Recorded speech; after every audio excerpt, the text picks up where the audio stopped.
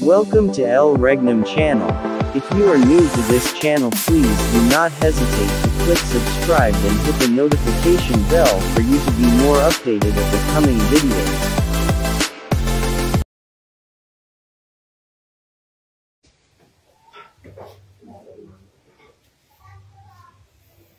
So, pagpalang oras po sa ating lahat, Luzon, Visayas, and Mindanao.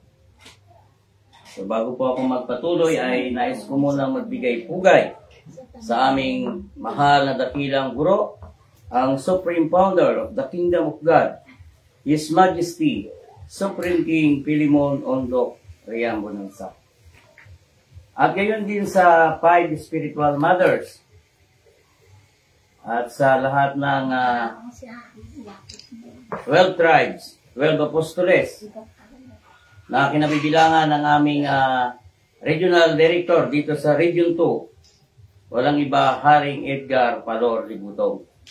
At gayon din kay Reyna Rose Padillo Ligutong. So, at sa aming mahal na prinsipe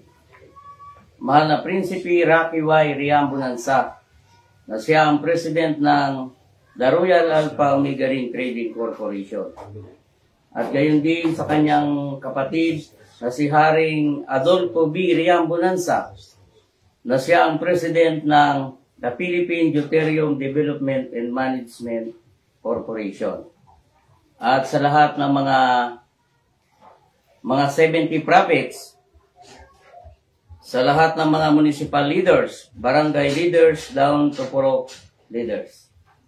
At sa lahat ng mga hari at reyna dito sa loob ng kaharian ng Diyos.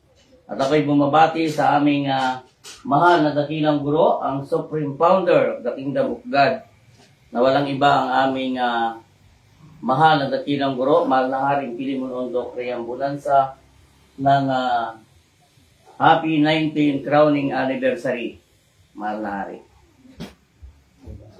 So, kailangan na ako din po ay magbigay din ng konting katuruan o binigay sa amin ng aming mahal na dakilang guro patungkol sa kaharian ng Diyos. Sapagkat sa panahon ngayon ay marami rin pong mga nangangaral o nagpapahayag sa plano ng Diyos. Kaya kailangan po nating malaman ang katotohanan na makasunod tayo sa alituntunin at mga batas ng Diyos. Sapagkat kung dapat nating malaman kung ano po ang dapat nating unang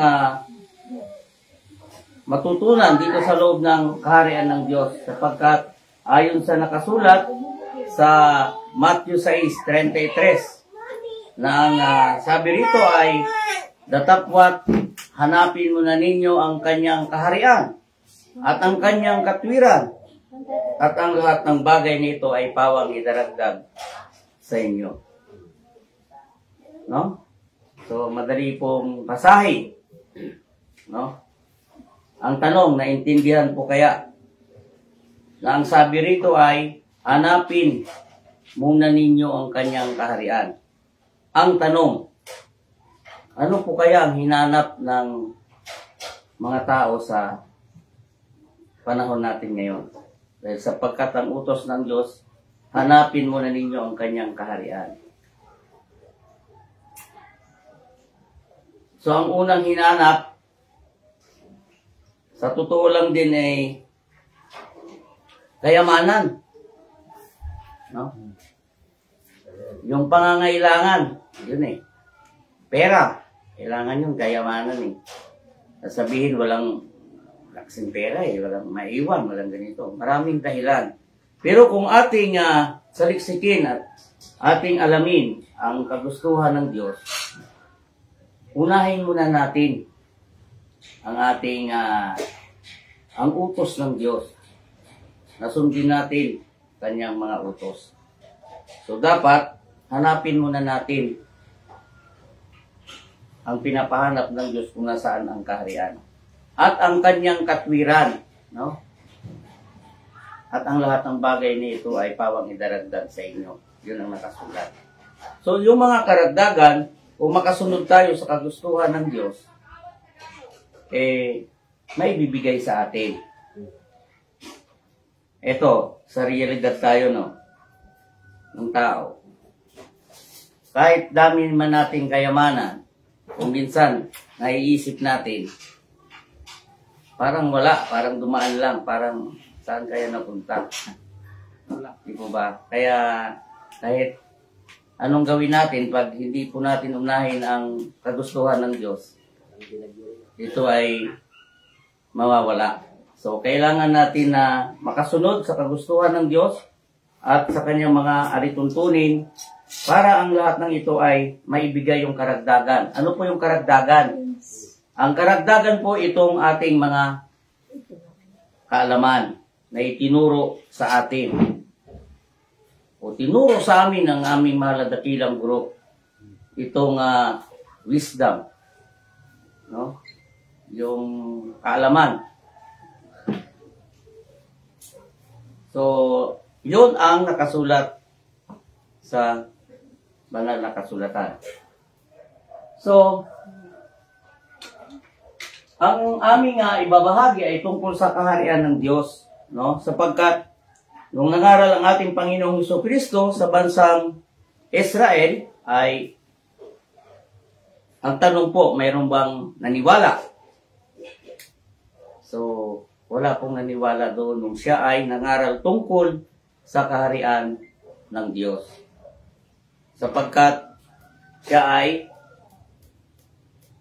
hinuli, nilitis, at siya ay ipinako sa cross. No? So, hindi po nakilala ang ating Panginoong Hesus. Siya ay hari. Siya ay Diyos. Kaya nagalit ang ating Panginoong Jesucristo na ang sabi niya, diyan sa nakasulat na kaya nga ayon sa Matthew 21:43, kaya nga sinasabi ko sa inyo na alisin sa inyo ang kaharian ng Diyos at ibibigay sa isang bansang nagkakabunga.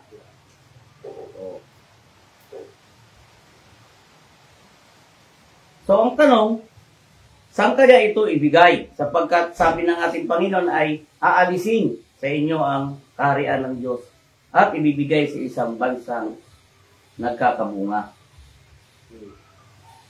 No? So, para malaman po natin na ayon pa sa banal na kasulatan na mababasa sa Isaiah 24:15. Pakibasa nga. Are? Isaiah 24:15.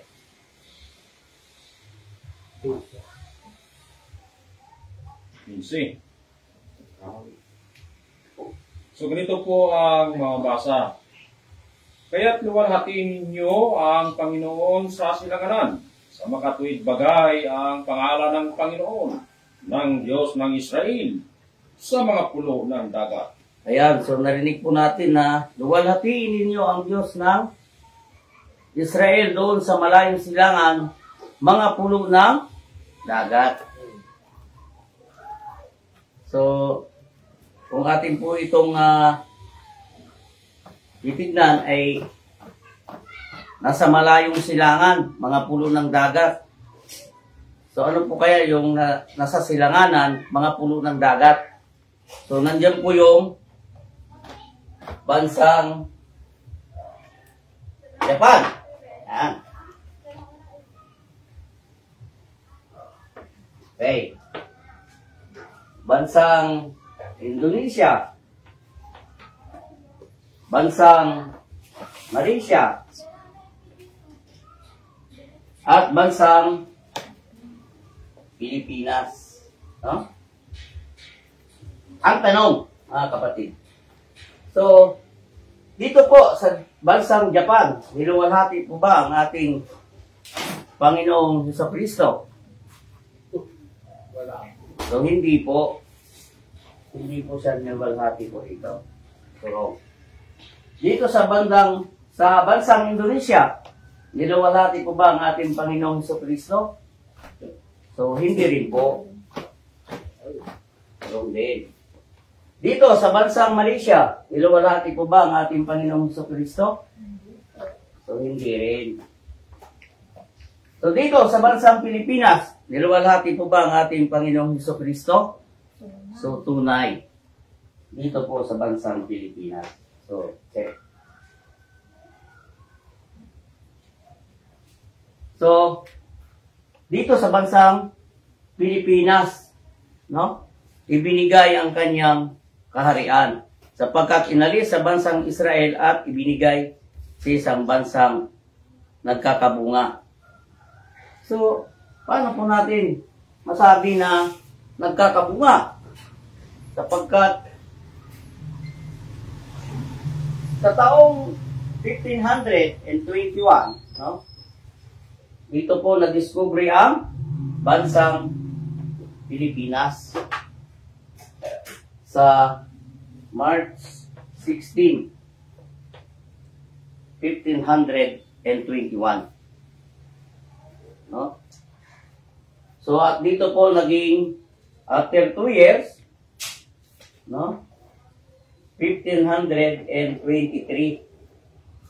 Ano po ang kaganapan dito sa taong ito? So dito na po isinigaw sa bansang Pilipinas. Ang Philippines is a Christian country sa taong 1523. At ito po na bautismuhan po ni Father Pedro Valderrama at ni Raha Umabon. No? Doon po sa Cebu, Mactan, Limasawa Island. So, ito po ang mga patunay na dito talaga sa bansang Pilipinas, ibinigay ng Diyos ang kanyang kaharian. So, mapalad po tayo ng mga Pilipino at dito na ibinigay ang kaharian ng Diyos na inalis sa bansang Israel at ibinigay sa isang bansang nagkakabunga. So, walang iba ang bansang Pilipinas. So, hindi po ako mahigang sabihin sa inyo na ang bansang Pilipinas ay siyang kaharian ng Diyos. So, ito lamang po ang aking tinalakay sa oras na ito. At muli po, ako po ay